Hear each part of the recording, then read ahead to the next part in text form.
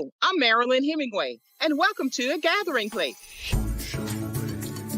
I said, I'm stepping back because we have young voices who want to be heard and they're moving on something. Branding is really important to you and your business. Even a basic type of technology, you learn it all. And people are Good question.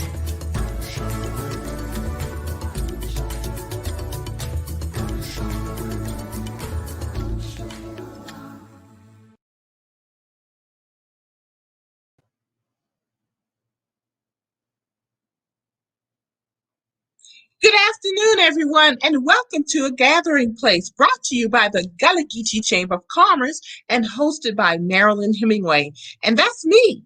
So it's good to have everyone with us today. We have a lot to talk about because last week in our nation's capital, the capital of the people, we had a coup.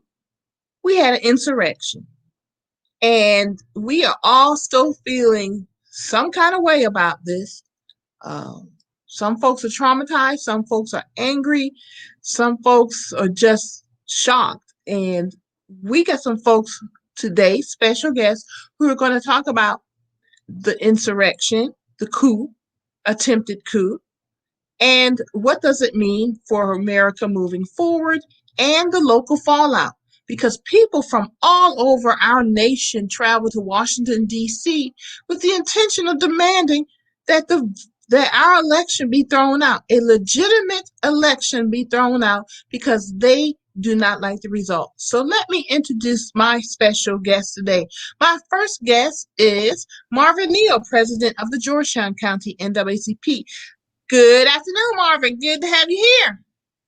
Hello, Marilyn. How you doing? I'm doing good. Thank you very much. And I'm ready to have this discussion. I hope you are too. And also, we're going to talk about an event coming up on Friday. But joining us today is Dr. Kenneth Floyd, past president of the Conway NAACP branch and community activist. Dr. Floyd, thank you for joining us today. Good evening, Marilyn. Delighted to be with you. Very good. I'm glad you're here. And folks, we do have another guest who will be joining us, Cedric Blaine Spain. He is a community activist, many organizations and businesses, but today he will be joining us as the member of the South Carolina Democratic Party Executive Council, representing the 7th Congressional District. So as soon as he gets through some technical difficulties, he will be joining us. Marvin and Dr. Floyd, last week, January 6th, I think we had 5 good days into the new year, and then everything just went south very quickly. But if anybody's been paying attention, no one should be surprised. We had an attempted insurrection, an attempted coup in our nation's capital. I want to get your thoughts about it. Let's talk about it on a national, global plane first, and then let's go into the local impact here. But Dr. Floyd, let's start with you. Your thoughts regarding this recent incident that we actually are still grappling with, and I think we'll be grappling with this for quite a while. Your thoughts regarding what happened in our nation's capital. Well, we all saw what went down, but what puzzles me is that the Republican Party still is in denial about what really took place. Listening to some of the impeachment speeches today, they're saying that the president, in his remarks, said nothing wrong. It was very much acceptable by them. And, we can't continue to tolerate this kind of nonsense whenever the world heard exactly what was said. The world seen exactly what took place. So how can they be so narrow-minded not to believe what they saw and heard? We saw the president making his speech, saying that they was going to walk down and they was going to take back their country. What do they mean when they say take back their country? Are they saying that The only people live in America is black folks and white folks, because certainly don't count the rest of them. You'll never hear nothing about them. It's always between black and white. And when they say take back our country, they mean take back the white country from us. Well, we here to serve notice on them that we are and Americans too. We ain't going nowhere until they load up the bus and go back where they come from first. Then we may consider, but I don't plan to go nowhere myself. I agree with you, Dr. Floyd. I don't plan on going anywhere myself either. Our ancestors helped to build this country. We built this country, and I, for one, don't plan on going anywhere. Marvin, your thoughts on what happened last week? Well, Dr. Floyd stated, that we're not going anywhere. But if you look at what's going on in America, it's always about the black votes. When it comes down to election, either from suppression or either oppression or just trying to disenfranchise black voters itself. Now, when you look at it, that same Constitution that they tried to overlook in the last recount, and it's the same Constitution that was established to work for them and not for us anyhow. But now that we have figured out this electoral college thing, it seems as though now our vote should not count because it wasn't fair because of the black vote. The black vote is what changed this situation. We would have been in 4 more years of just literally oppression if Donald Trump had won this election. We know that. Everything that have taken place in America for black people, we had to fight for it. And they forgot to look at the bigger picture when Stacey Abrams made the statement that when she refused to go and fight in the moment, she fought for a seat larger than anyone could have thought of, which is the presidential, and we won with that same landscape that she laid out there, just for voters and just to get people out to vote. So all those things count towards the childish behavior of the president and wanting to overturn the votes of black people, because every state that he was trying to overturn had to do with black people coming out in record numbers. So those were the states. So my question is, what happened to the other states? Those states were fine where he won. But the states that really paid the price for the Democratic Party, it's not so good. Had to have been something wrong with those states. It's shameful that the ignorance of our leader like Lindsey Graham and Mr. Quiet Tim Scott now, and those black Republicans that seems as though they ran back behind, the master's whip and just kept quiet about things. It's shameful. So we have to deal with those issues also. But just from a world landscape, even the world knows what happened.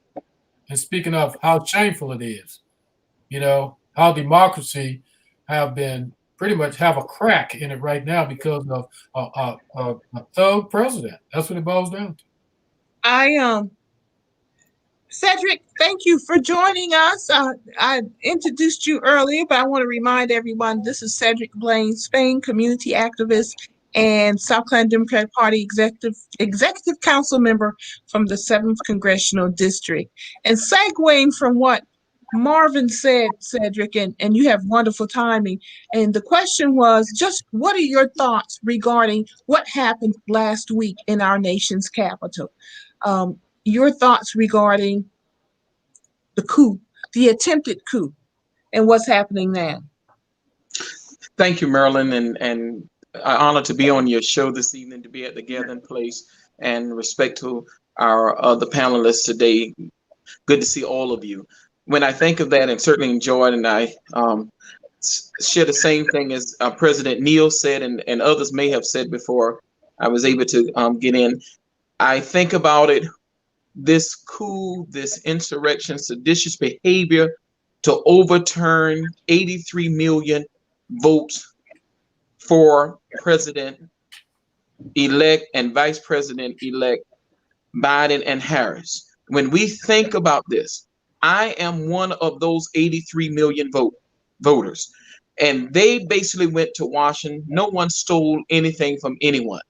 So that is telling us loud and clear where we at a sad point in American history, that we are regressing back to the days of slavery, segregation, and Jim Crow, which we really never got out of it. It's just that mentality that has been inbred in them is coming out of them. So when I think about what happened last week, I think about it's sad. And when I see the picture that is floating social media and all of Lady Liberty with her hands over her face and crying, that's how we should all feel, and especially we as a Black African-American people, that our vote is basically they are trying to overturn. But thank God it didn't work. That on the side of the market, as President Neal said, although the founding fathers may haven't included us as such, but when they created these laws, we just have to find what laws apply and the amendments and work it to our advantage.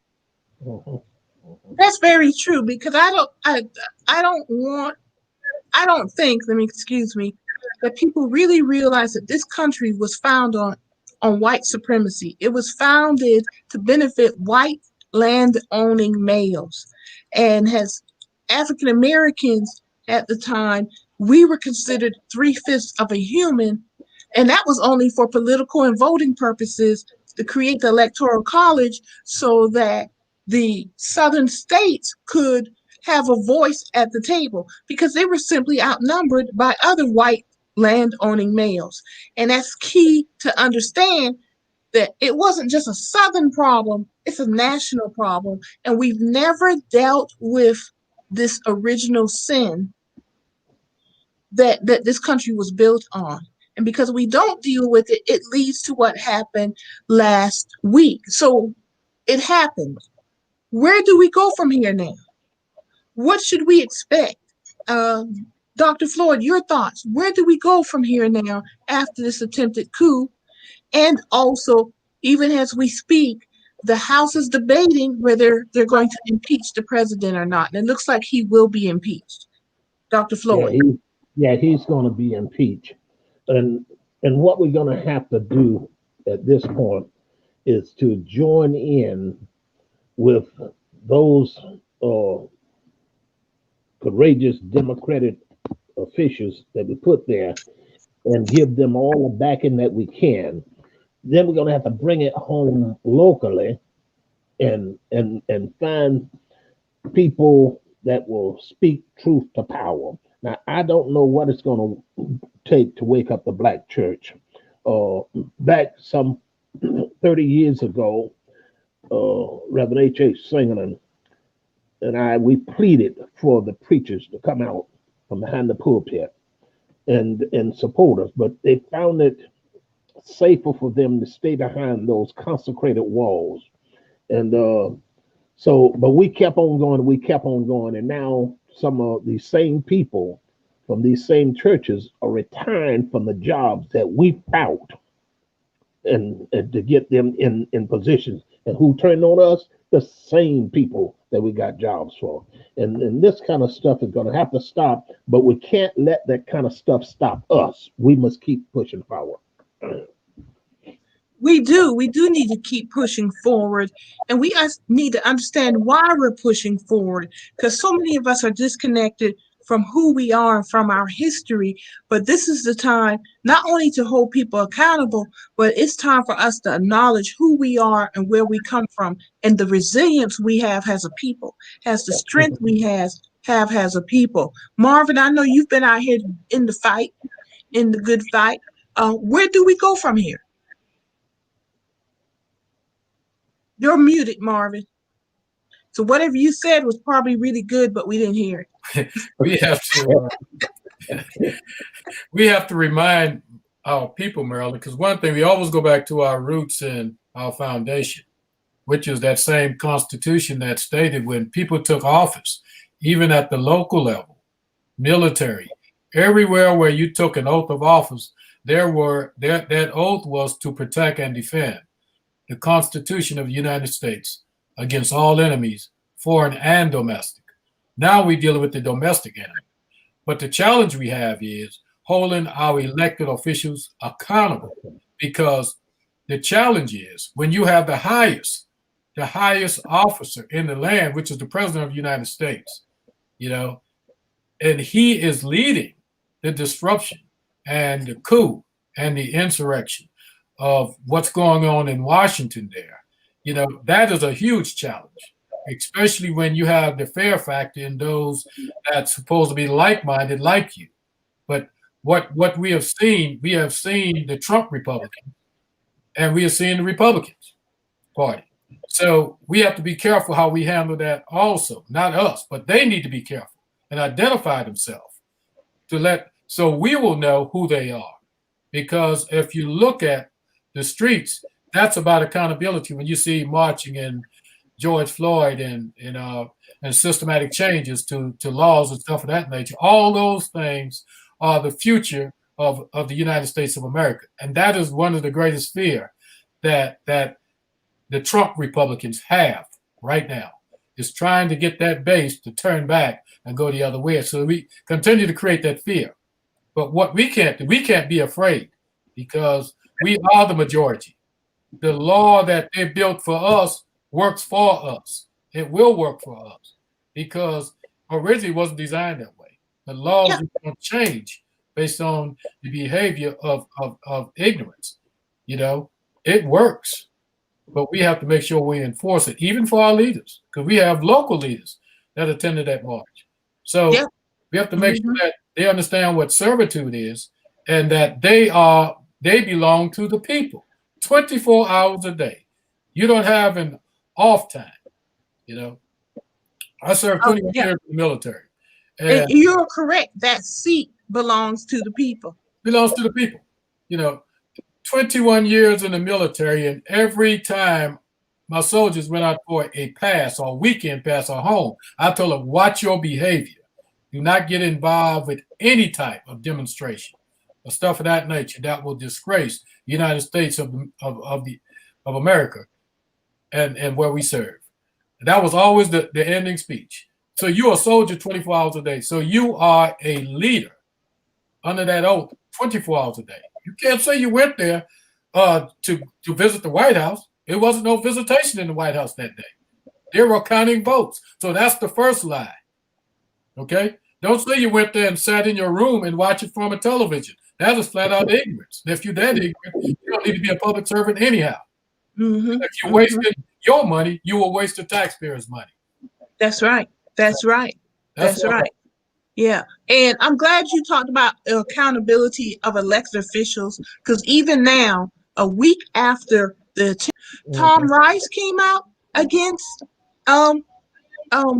certifying the vote, Jeff Duncan, Norman, every single one, Joe Uli Wilson, every single one of these elected Republicans in South Carolina came out against certifying the vote, and knew they were out there commenting on social media and on their platforms about going to DC and demanding that the vote was not certified. And to this day, I've read some today, they don't want impeachment to happen because all of a sudden they want to unify the country. Well, you can't unify the country if there is no accountability for your behavior. So I'm glad you mentioned that, Marvin and Dr. Floyd.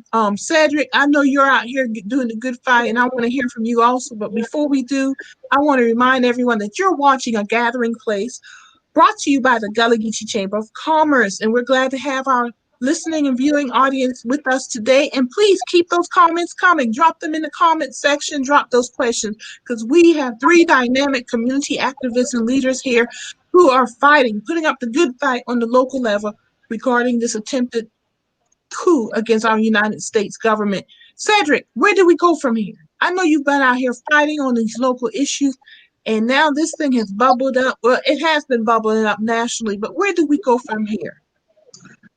Marilyn, great question. I certainly again enjoy the panelists. Where we go from here, I'll say as what I saw in comments, in text messages, and inbox messages, and others that I received from our fellow African American community, blacks that supported our elected officials on the other side of the aisle. Let me say that and everything. I enjoy that and appreciate that our black vote is not monolithic anymore, that people have a right and they are really studying candidates, they studying democracy and platforms. So we appreciate that. And at the same time, we don't want them to lose focus and where we go from here, because the point I'm making with this, they said, oh, I thought that the treasurer was my friend. We ate together. I voted for her in the Republican primary. I voted for her in the Republican general election. I said, well, if you voted in the Republican primary, you didn't vote in the Democratic primary. And you had a primary in the Democratic, but you had a right to do so. Now they're upset. So where we go from here, no matter what political affiliation you are, and then again, it does matter because we see what is happening now with the Republican Party. Let's just call a spade, and we see, as President Neal said, what's happening here in Horry County. Where we go from here is to continue educating our people, our communities about the electoral process, about who they are and where we're going and what we need to do when people criticize. I don't agree with everything within the Democratic Party where I'm elected, but then I think about it so many times. If I didn't stay aboard, we would be in worse shape than what we are. If we didn't stay at the table, and I'll say so often, and you hear me say it, and I learned this from others, if we're not at the table, there's a 99.9% chance you're on the menu. We ought to be on the menu. Where we go from here, it should mobilize us from a community standpoint that we will want to get involved. And I'm not just talking about candidates getting on the ballot just to take up an empty space, but we're talking about young people. We're talking about middle agers. We're talking about seniors if they choose to, but getting involved, running for elected office, signing up, applying for those appointed positions that you have to apply for, because there are so many things on a local level that that determines what happens with us in our local government. But a lot of times we don't have our local citizens, and when we think about what is affecting us, even in our communities, here in Horry County, when I spoke before County Council last week about the Historical Preservation Society, but when you look on the board, there's no African American on the board.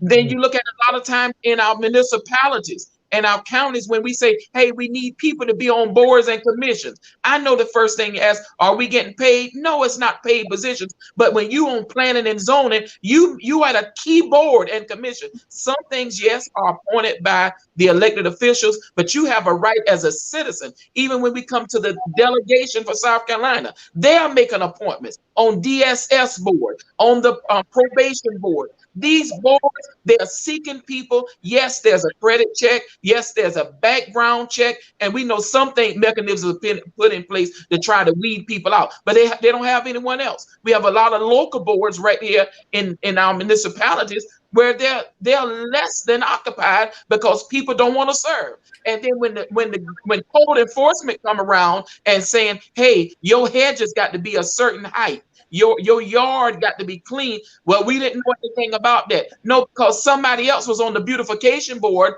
They done saw the yard, they done saw the community, the lay of the land. So they went back to the board and there was no representation from this side of town and came up, oh, you got to have a certain amount of trees and shrubs in your yard. Then you can only plant so many trees. So where we go from here, and I know I'm going over, is that we got to get involved. We got to stop sitting out and complaining that, oh, the Democratic Party ain't doing this party ain't doing that. But if you are not at the table, then you're on the menu. Where we go from here, I hope with what happened in Washington on last week would mobilize and energize the Black community. Say, listen, these people trying to take us back. These people trying to eradicate my vote. They trying to hush my voice. So I better get to the table. I better find out what it is to run for office. I better get involved. So where we go from here, it's time that we now Make sure we apply ourselves, we run for office, we apply to be on these boards and commissions, and we get involved and stop being a passive and thinking that these folks are our friends. Yes, there are some good blacks and good white, but don't let me talk about all skin ain't kin. Because when you look at them, you see a black face, and that's all it is a black face. And don't let me even talk about our clergy who's just a pimping people and then don't want people to get involved in the electoral process. So I'm through. Well, you don't have to be through because this is what we need to hear. You sound like family. Where you got that from? I think it's all in our blood. I think every last one of us over here. DNA.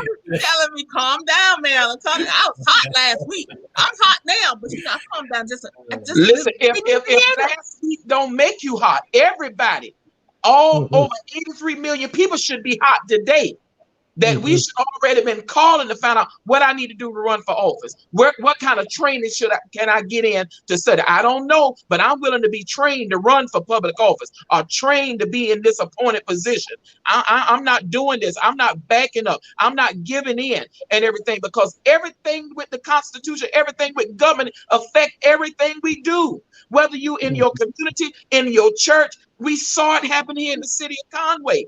Elected officials, and let's tell the truth. The white boys know they dying out, so they creating laws and they trying to make it hard for everybody to get in. You better understand, because you go eat lunch and you going hunting with that white boy. I'm not telling nobody to be racist. I know I'm in the church too, and the gospel is universal. But we understand the times we live in. Because of the times, you better recognize, and we better understand. You better know who your friends are. Because this county treasurer showing a lot of them in Horry County. They call it my white sister. Well, your white sister trying to throw out your black vote. Okay? Amen. Hallelujah. She's not the only one. Go ahead, Marvin. Well, the president said, "There goes my black one." How do you describe his black one? It's amazing. Yeah. Then you come back like Brother Spain said. A black face is not always a black voice.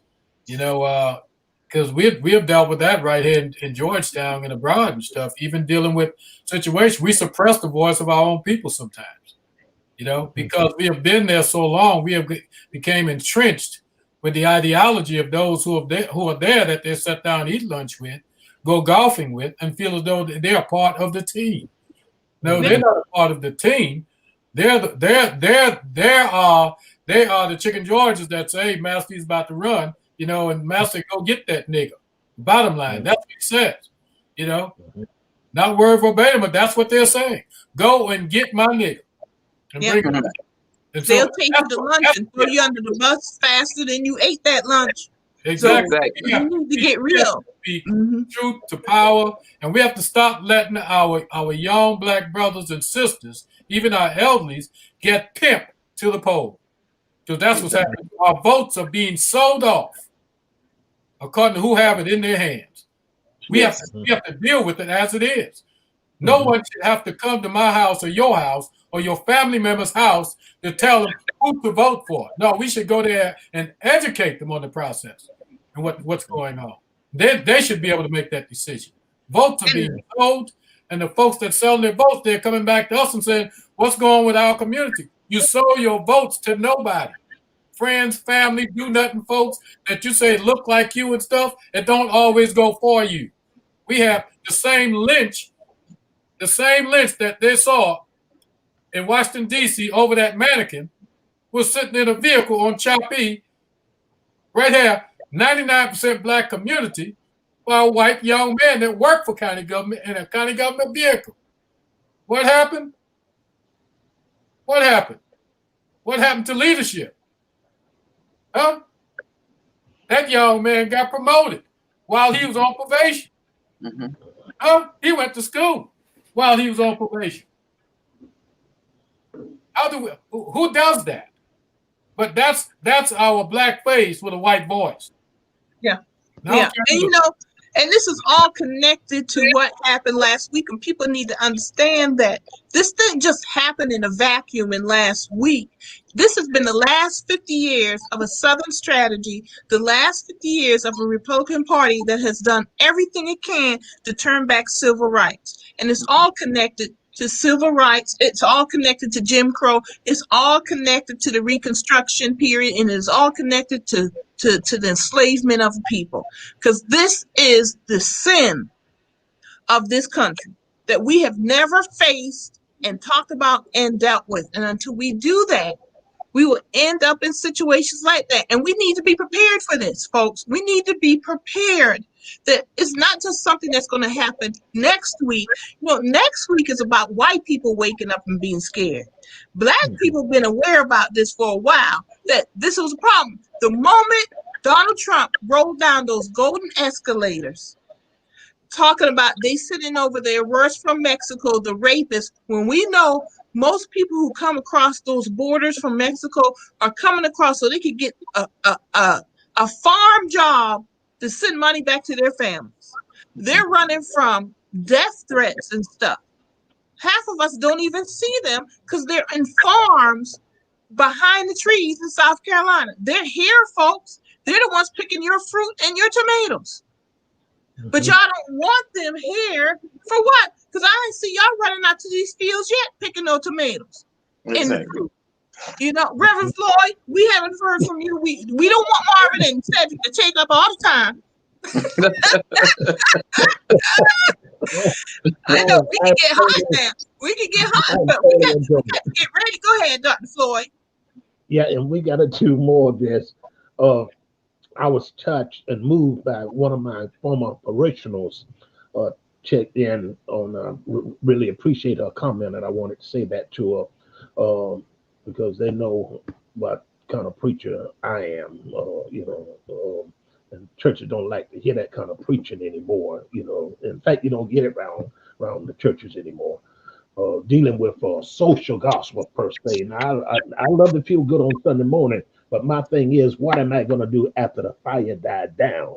We still have the problems. So who's going to address the problems that we face is my thing. And I wanted to ask this question, if I could, just to talk about for a moment. What did they mean whenever they said that? I'll come back to that, but I'm gonna get this one on my mind right now. I picked this up from Trump some time ago, and I don't know whether y'all did. If so, it's worth talking about now. He was really pushing to be reelected so that the Republican Party could make him president for life. Did any of y'all pick that up? He was following the trend with Putin. Okay, that thing ain't over yet, but no Putin now. He wanted to be president for life. Then he was going to pass it on down to his bigot son. Okay, and right on down, we'd have been in serious trouble because they want y'all to go back where y'all come from. Okay, but as I said from the outset, I will be going whenever they load up a bus and get to where they come from first. Then I may consider, but I'm reconsidering. I ain't going nowhere. I'm gonna stay right here. We already dug all the ditches, already helped clear all the fields, already helped pick the cotton and tobacco. No, they ain't got no more use for me. They want me to get on out of here, but I ain't going nowhere. Okay, so elaborate on that a little bit. My other thought will come back to me. All right, thank you very much, Dr. Floyd. Speaking on what you're saying, what they have been trying to do the last 50 years and what really helped them move it forward was their useful idiot, Trump. Mm-hmm. They know Trump. They know who Trump is. No one, these Republicans know exactly who they're dealing with. But he was useful to them because they allowed him to get the laws they wanted passed. He allowed them to put all these judges, fast track these judges into the court system. And that's the key, folks. That's why this isn't over. It's not about Trump.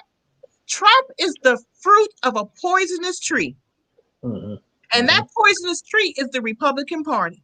The Republican Party recognizes that this country is finally going to look like the rest of the world.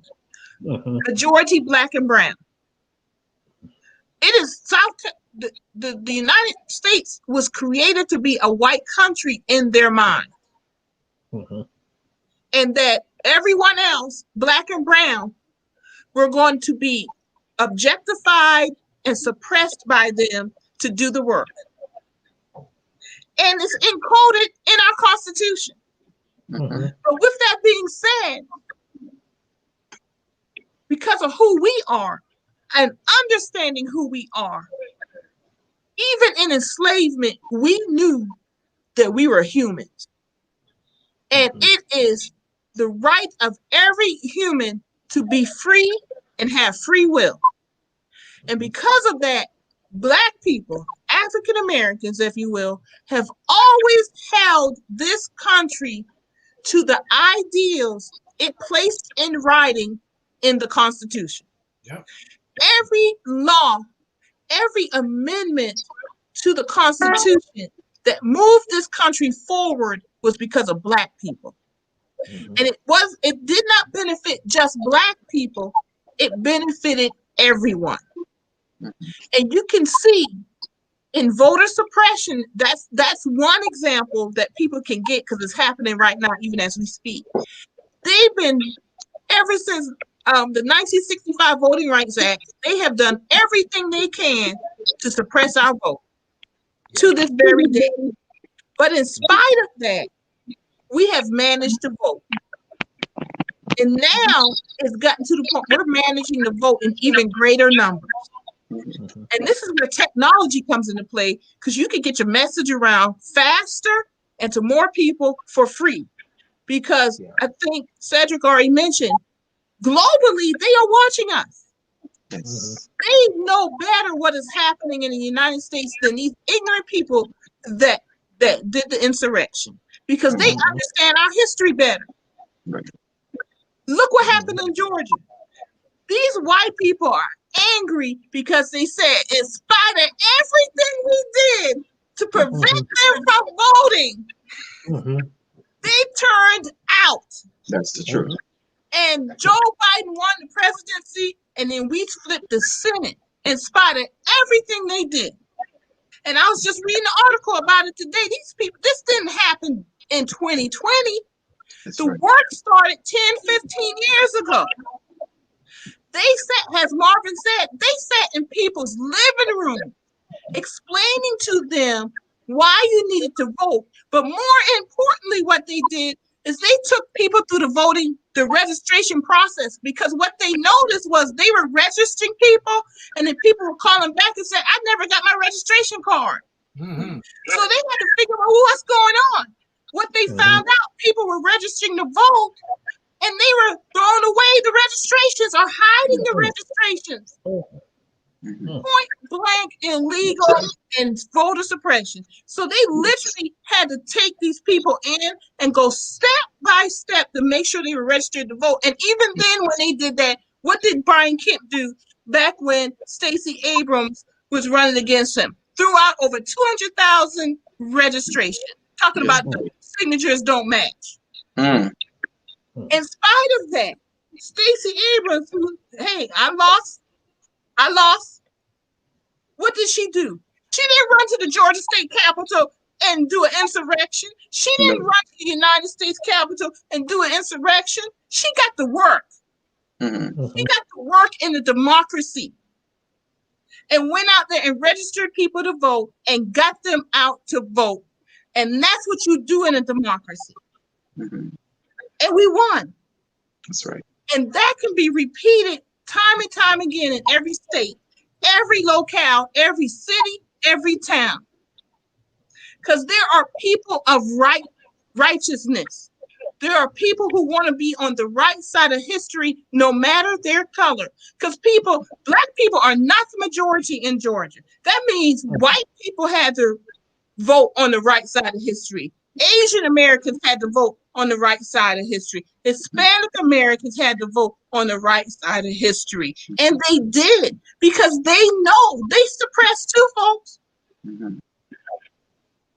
And we can do that here in South Carolina. So when people like Angie Jones, your Horry County treasurer, goes to a coup, she knows exactly what she was doing because it was all over social media. She did not go there for a picnic. She did not go there to sit in a hotel room and watch TV. She went there as an elected official to throw out your legitimate vote. Yes. She needs to resign. She needs to go. Yes. To the Constitution. Yes. I don't give a damn who her friends are. All right. She needs to go.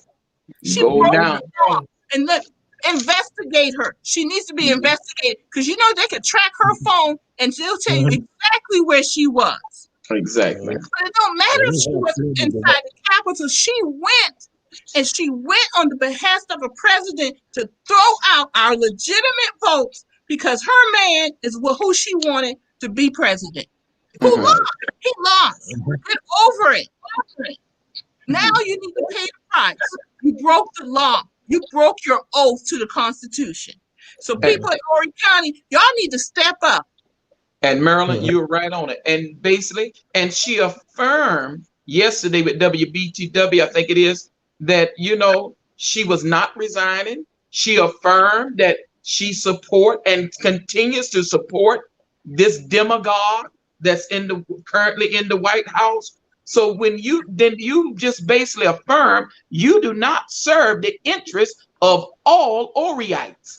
Your interest is to get their money for taxes. And oh yeah, if they don't pay their taxes, then the taxes office sell their property, put it on the auction block. But she basically says, I can care less about any one of all of you 83 million. And if those of you in Horry County, that 53,000 and all wasn't Democrats, but they didn't want to vote for him, that voted for Biden, we don't like y'all. Well, then how would the county feel then? We say, well, if our treasurer don't like us and not serving our interests, then we don't need to pay taxes then. We just live on the 4 years she in office, then we get to live on our land free of charge because her laws don't apply to us. So then why should our county tax money supplement her salary just as the state when she's not representing all her constituents? So we have to understand what we are dealing with here. And so I also, when we look at this, and it's time for us, and I said it because I visited a city, we were there for an event, and I said to them, how can this community, this city, be over 70% African American, but all of your elected officials just about are Caucasian? They said, our people are so oppressed that they're comfortable in their oppression. And some people in our area, I don't know, we understand the election and we are not satisfied. There are things, yes, there's some fraudulent things that could go on with an election. But when you fail to vote because you said, my vote ain't gonna count, ain't no need for me to go vote. I'm gonna say this. I said it when Nikki Haley was running for office and we went out canvassing for votes. We went into a housing area. The young lady was sitting on the porch eating corn cheese. And I said, we're coming out to register voters and get people involved because, you know, this governor, the lady running for governor is saying that if she get in, she's cutting back on SNAP, supplemental nutritional food program and everything. I said, you, sweetie, you getting, are you on Section 8? Yeah, but I don't vote. I said, no, that's why we're here, to get you involved, to get you registered so you can vote. I ain't voting. I said, well, you better eat them pack of corn cheese slow, because if Nikki Haley get in there, that's your last pack of corn cheese on SNAP.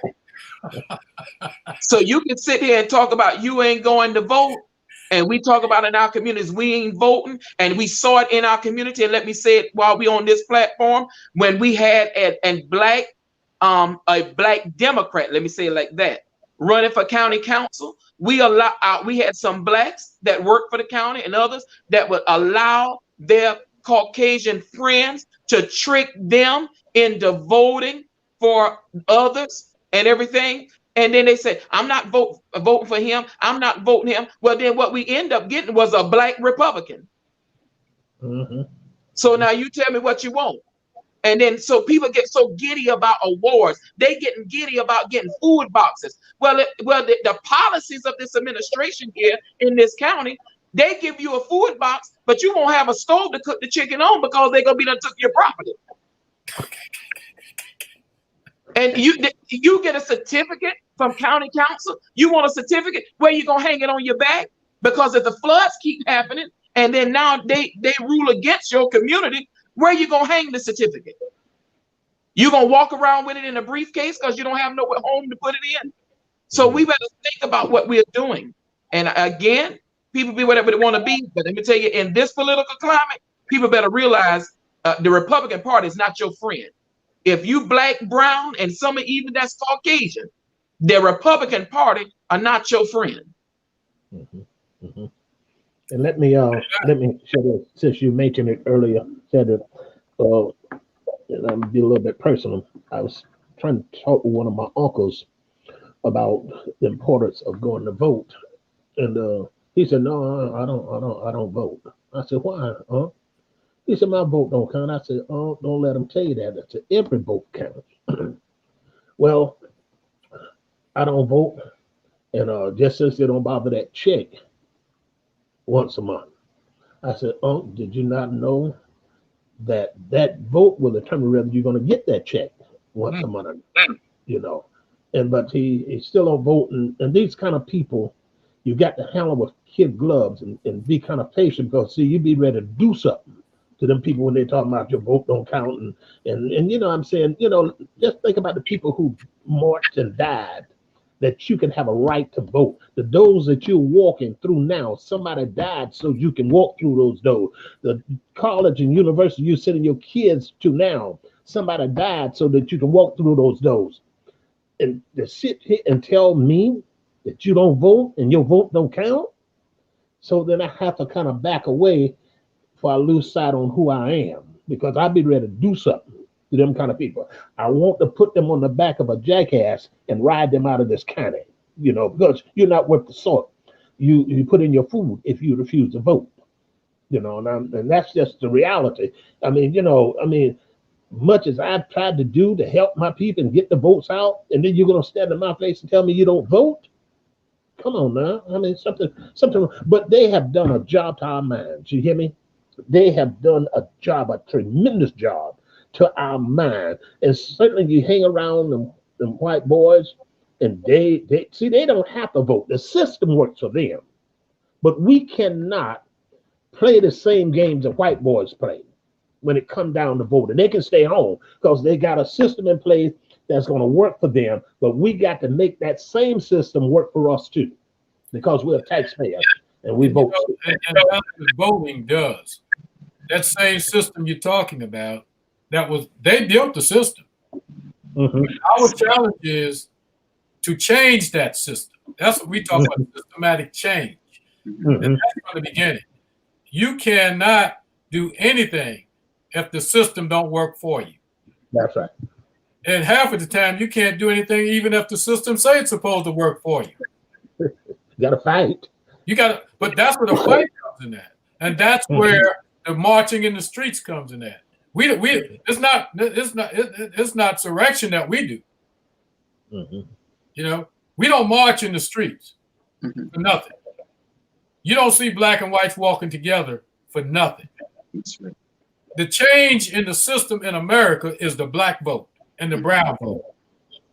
Everything else is balanced, because you have Trump Republican 50%, and then you have Republicans 50%.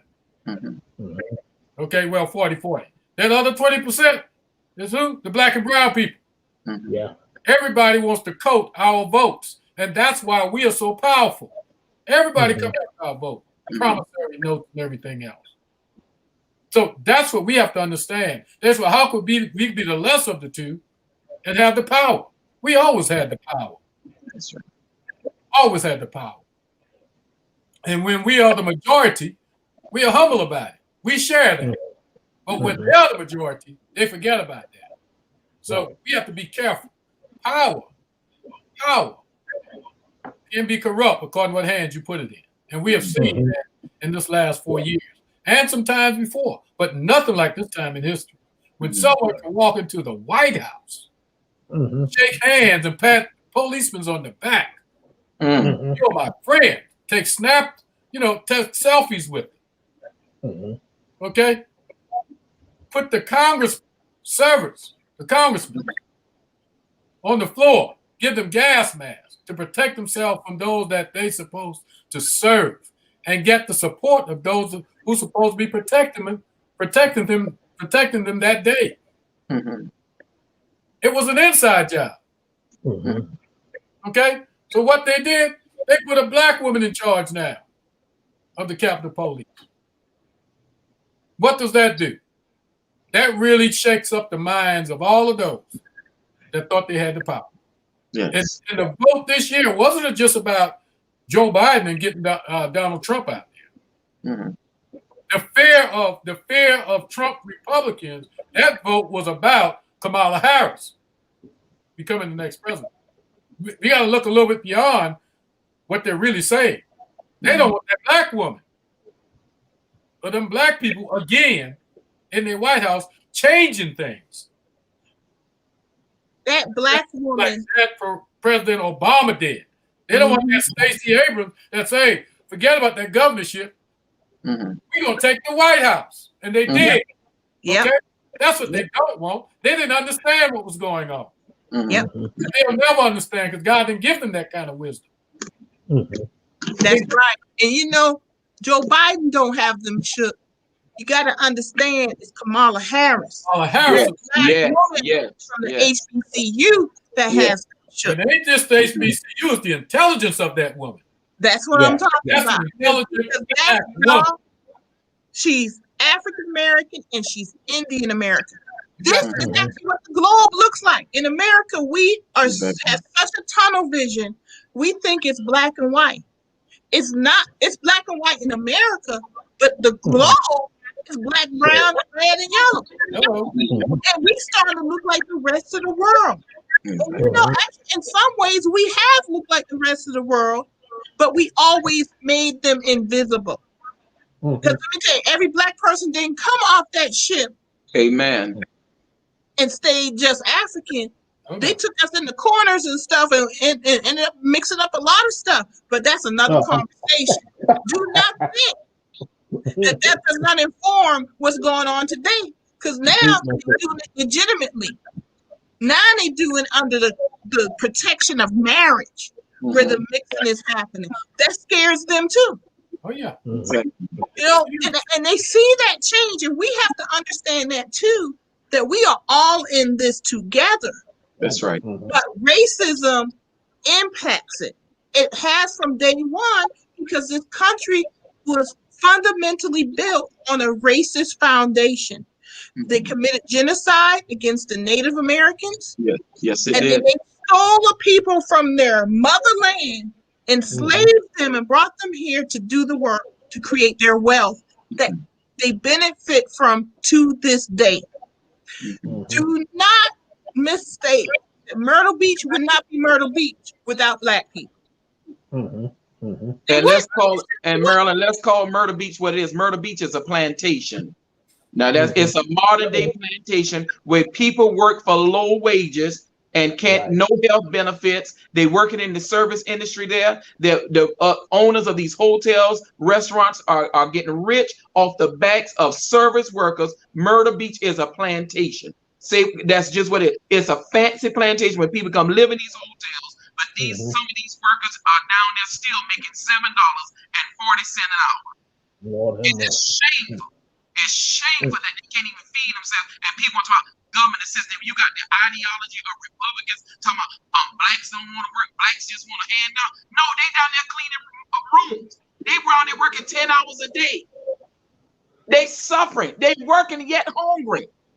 Children suffering. And then you talked about on previous shows, and God knows I'm enjoying the comments that the listeners are making and inboxing and chatting. Thank y'all for the comments, and I'm thoroughly enjoying reading them and everything. But when we think about the people in our areas, in our county, I had trouble logging on myself. I'm just 2.5 miles right outside the city well, not limits, from the town hall. I have trouble with broadband at my house in rural Conway, South Carolina. So you imagine for someone that's further in the rural area trying to log on to events like this, and they're using up their data plan and all of this. And when we think about what's going on in America, I'm hoping that our people are woke up. I hope that we are being mobilized now to understand that, listen, ain't no going back. There's no going back. We're going forward. And we taking our vote with you. Reverend Dr. Jonathan Green, during the election, he said, "Tote your vote." Oh yeah. I'm taking my vote everywhere I go. If I'm in the municipality, I'm gonna make sure I vote in every municipal election. I'm gonna make sure I vote in every general election. I'm gonna do what we need to do. It makes no sense for us to stay in the background. It's time to come to the forefront. That's right. That's right. And I put on the screen, y'all, there's a question, what do we do? Basically, I saw it twice in the comments, basically, what do we do? And we've been talking about that the whole show. But before we get in this very quickly and wrap up the show with this and what's going to happen on Friday, I want to remind everyone that you are watching A Gathering Place, brought to you by the Gullah Geechee Chamber of Commerce. So let's talk about what people need to do. You need to register to vote. Yes. And you need to vote. You need to show up for city, county, school board meetings. And you need to ask questions. You need to call your elected officials. You don't have to wait till the public comments. Call them up. They work for us. Yes. They work for us. That seat does not belong to the person who's in the seat. The seat belongs to the people. Yes. Run for office. That's right. And when you run for office, remember why you ran. Support a candidate and fight for an issue. It's not just about voting for a person. They're all like, if there's a constitutional amendment on the ballot, study it and vote. That's if right. There's a local issue, if there's an issue with at your house, if there's a water and sewer problem, if there's a pothole in the street, that's an issue. That's right. If there are people, you drive down the street and you see houses with holes in the roofs and blue tarps, and they stay there for months on end, that's an issue. What's going on? You know, if your school system is not educating your children, whether you gave birth to them or not, they still all our children. That's an issue. That's right. You need, if your electric bill is too high, that's an issue. That's right. So you got to learn what are the issues going on. If there's something in your own house that you feel needs to be corrected by an elected official, pick up the phone and let them know. You know, I call the police to my neighborhood. Because if there's something going down in my neighborhood I don't like, there's somebody rang the doorbell on my neighbor's door the other night. Couldn't see who it was. They didn't answer when she called. She called me and I told we calling the police. And guess what? They patrolling. And I've got a quiet neighborhood. But they work for us. That's right. That's right. And that means you got to be a good boss. And a good boss gets informed, educated, and you speak your voice. Because if you're not going to be a good boss, you'll get fired too. That's right. So that's how we going to get out this? Speak up, as Cedric said. How we going to get out this? Go vote. Get involved. How we going to get out of this? Speak to your ministers. Tell them to step up, as Dr. Floyd said. We people out here, we have a good fight. I just started this show because COVID, well, I had plans to start this show anyway. Then COVID happened, and I knew my people need to be educated. So I started inviting doctors on this show, and I knew we were going to talk about other topics. Everybody could do this, y'all. Yeah. Technology. Yeah. Speak up. Give other people a voice. That's what we need to do. And Sister Marilyn, don't wait for permission. Just do it. Sister Marilyn, another thing we got to do, and I know I myself have probably been guilty of it, but we have to support and encourage one another. Because one thing that community, that white community, that Republican community, don't care how drunk they get, they're going to still vote for their people. They're going to put them back in office.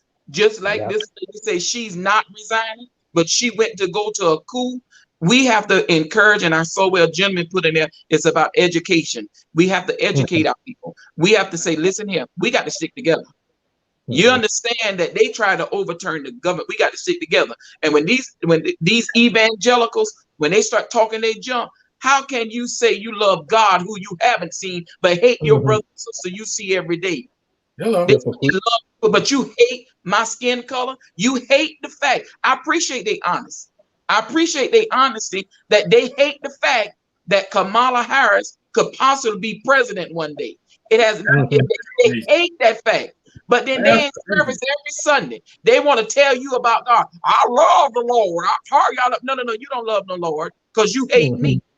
You hate the skin color. You have nothing against, and you said it, Marilyn, you have nothing against Biden, but because of the skin color of the VP, it has caused such an outrage. Well, if that's causing outrage, the outrage for us to be in the African American community is to make sure we educate ourselves, to make sure the knowledge we need to get, as you are saying, and mobilize and go forward. We got to do this. And when we have candidates coming, I remember there was a gentleman, African American gentleman, that was running for a Senate seat. His own ones in his community said, I don't like him. I say, so you rather put a Klansman that you risk getting a cross burn, a Martyr Day cross, and a noose in office than to vote for your neighbor? It's just something about it. I can understand the rationale behind our black community. It's something about it, but they could never tell me what they didn't like about the black man. Just don't like it. The fact that he was doing well for himself, he built a nice home, and then we do have to be careful of that, because I will say this: some things with our we say all skin and kin, when we are there as black people, we can't forget where the communities we come from. We can't forget where we got, and we don't speak to our fellow black brothers and sisters and all of that, and we think we have arrived or arriving. We have to remember we still are God's servants, and we still here, all of us together. So I thank you for this gathering, please, because it certainly is an educational piece for me today to hear all of you and everything. But we need help. We need some help. Thank you. So I want to talk before this is the last thing we're going to talk about, when we really need to talk about it, because y'all got something coming up on Friday. Yes. There we go. Coming up tomorrow and Friday. Tomorrow and Friday. Okay. All right now. Go ahead. Tell me the truth. All right. So what's happening tomorrow? Well, that's not about the issue, but it is about an issue which it led back to the young man that got shot in Pawleys Island. There's a press conference tomorrow at 11 o'clock in Pawleys Island. He got shot a year ago, December, and the young man that participated in the crime, they let him out. The white guy, they let him out on bail. I understand he was communicating back with the younger brother that he killed. So we have a press conference to bring some light back to that issue, to make sure that the people know that he is out, because we talking to the people right in the community. They don't even know he's out. Oh my goodness. You see what I'm saying? So it's so much that goes on. If it was us, it'd been an uprising. Yeah. So that's going to be at 11 o'clock tomorrow, stuff. And Marilyn, I think I sent you that. But on Friday, I'm gonna let Cedric go over that and stuff. But we're gonna be there on Friday to support him in high numbers. We're pushing everything out that we can to make sure that the voice of the people is heard, and that those elected officials understand that seat belongs to the people, and you can't do part-time service and do hell on the other half of the day. It don't work that way. Leadership is demonstrated. What you do matters. What you say matters.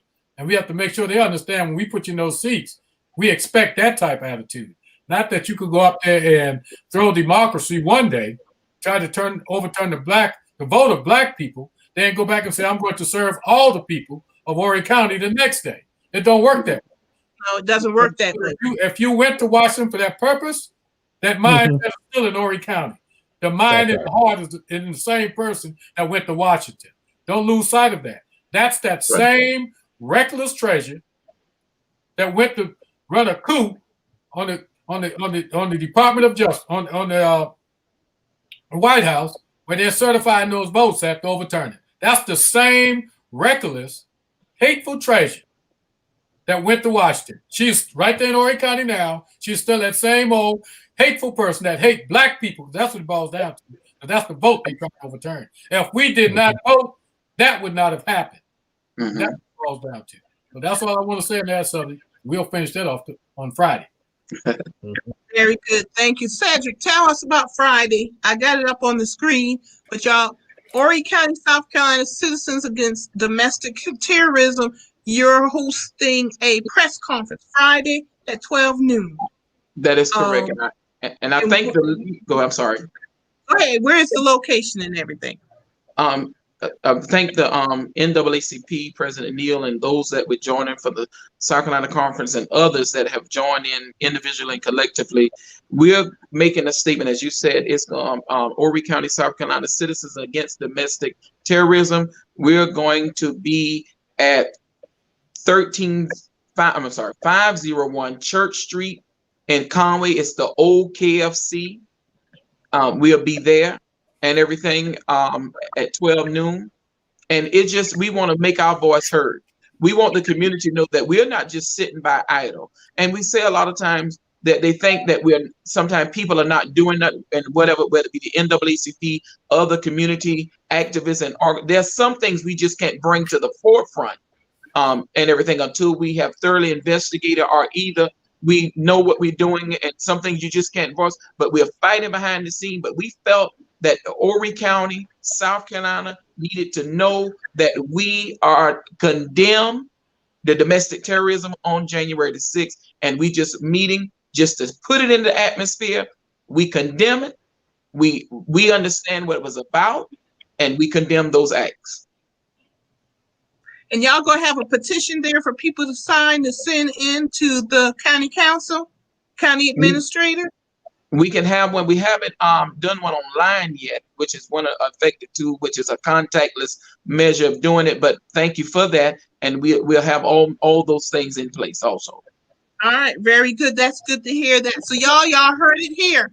12 noon this Friday, press conference, Citizens Against Domestic Terrorism. Because I understand Horry County Treasurer Angie Jones, she went to this attempted coup of our United States government, and that is unacceptable. That is a violation of her oath. And I think, Cedric, you said it earlier, you may get voted in by a certain number of the voters, but when you take that oath, you take the oath to all the people. Don't matter if you're white, don't matter if you're black. You take an oath to all the people.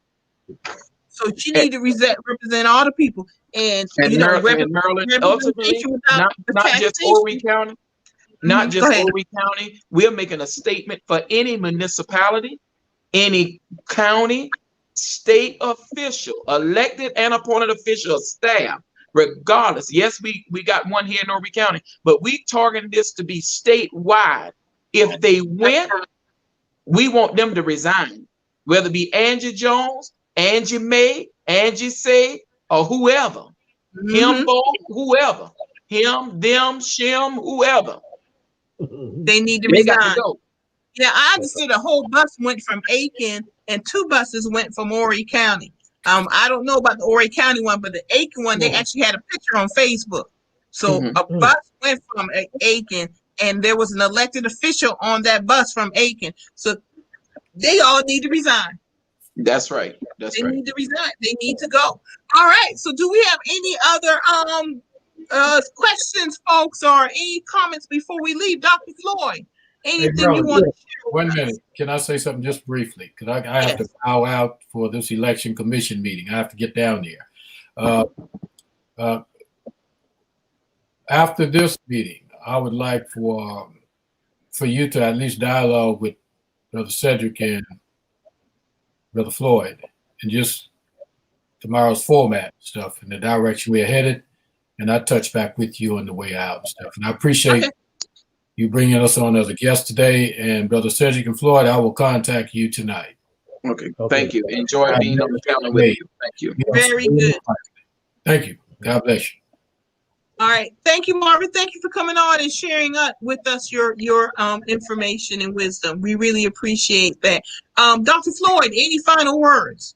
Yeah, what I wanted to make mention to all of our listeners, if you do not have listening of all of your elected officials, local, county, state, national, legislators, whatever. You need to make a list of that and their telephone numbers and put on your refrigerator, because from time to time we may ask you to call your legislators or congressmen and tell them what issues you want them to vote on. Okay, and so if you can't get that, I'm sure Reverend Spain will Cedric Spain will assist you in getting that. So you call us. It depends on what district you in and whatnot. If you do not have this information, you need to get it and put it on your refrigerator. Very good. I think that's a very good suggestion. I have to remember that as we move forward, as I tell people what they need to do. Yeah, put that on your refrigerator and pick up that phone and call them or email them. These days you can email them too. And nothing, do both of it. Text them, email them, call them. And you do it all. Send them a letter, snail mail they call it. Do it all, folks, because the more they hear from you, the more people they hear from, they'll get their act together. They'll get their act together. Very good. Dr. Floyd, thank you for joining us today. I really appreciate it. And Cedric, of course, someone else, Mary Skinner Jones, thinks it's a great idea also. Thank you for joining us, Cedric. Really appreciate it. I'm going to sign you two off the show, but don't go anyplace. Let me just wrap up the show, and then we'll talk afterwards. And we want to thank our viewing audience for joining us today. We went a little bit longer than usual, but this was a subject that needed to take place, and we needed to let our community know what was going on and what's coming up. We are here for you, folks. We love our community, and that's why we speak out. And I think I can say that for Dr. Floyd and for Cedric also. All right. So let me wrap this up here, and I'll be right with you too. All right. All right, everyone. Thank you for joining us today for a gathering place. We're here every Wednesday and Sunday to give you the change makers from our community, the Gullah community, and we really appreciate your time. This Sunday is politics, third Sunday politics, and we're going to have the crew with us this coming Sunday at 4 o'clock. So please join us this Sunday at third Sunday politics talk. Jamar Brown, Brandon Upson, Jim Felder, and myself, we're going to be talking about that attempted coup and insurrection again. But we're going to talk about some key stuff that we need to know and dive deep. And we're also going to talk about the inauguration. So once again, I want to thank everybody for joining us today. Enjoy the rest of your day, and we'll see you Sunday at 4 o'clock.